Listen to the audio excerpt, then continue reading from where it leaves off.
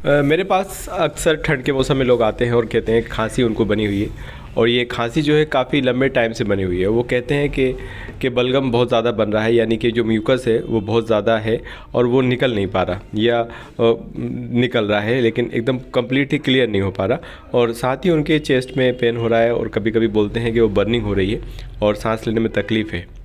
तो और खांसी जो है वो लगातार बनी हुई है, एक के बाद दूसरी खांसी बनी हुई है। तो ऐसी कंडीशन के लिए होम्योपैथी में एक मेडिसिन है एंटिम टार्ट।